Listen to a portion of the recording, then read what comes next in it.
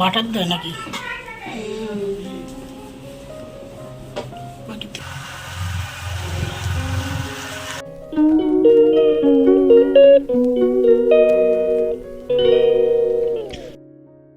Hello বন্ধুরা, good morning, welcome back to my channel. আমি সৌমি। আমার আরও একটি নতুন দিনে নতুন ব্লগ তোমাদের সাথে শেয়ার করছি। আশা করছি তোমাদের ব্লগটা খুবই ভালো লাগবে।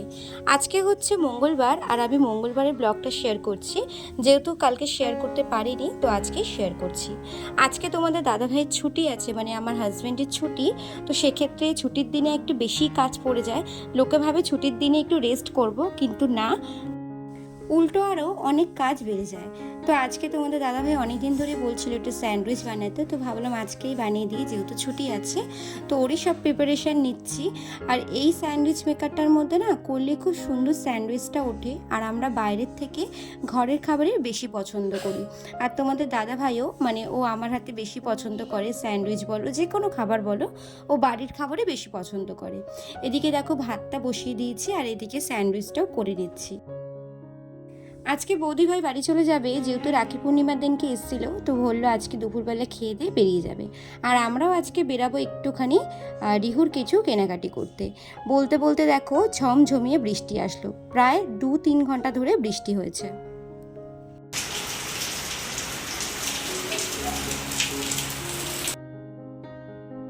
দুপুরবেলা খাওয়া দাওয়া করে সবাই বেরিয়ে গেছি। বৌদিভাই আর মা গেছে অটো করে সোদপুর স্টেশনের দিকে, আর আমরা গেছি বাইকে করে। আর রিহু দেখো কত খুশি হয়েছে। ও মানে ঠিক বুঝতে পেরেছে যে আমরা বেরাবো। ও কিন্তু অল্প কিছু সময়ের জন্য ঘুমিয়েছে, বেশিক্ষণ কিন্তু ঘুমায়নি।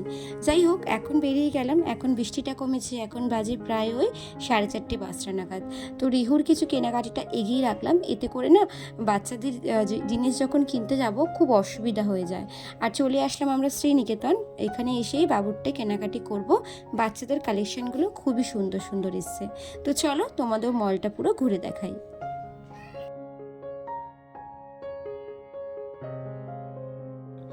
শ্রীনিকেতন মানেই আমরা জানি শাড়ি। সত্যি শাড়ির কি বাহার, মানে বিভিন্ন ধরনের শাড়ি, আর চোখ ধাঁধানোর মতো শাড়ি। মানে তোমরা 400 থেকে আপ টু 7,000 10,000 পর্যন্ত শাড়ি তোমরা শ্রীনিকেতনে পাবে। এর থেকে হয়তো হাই রেঞ্জেরও পেতে পারো।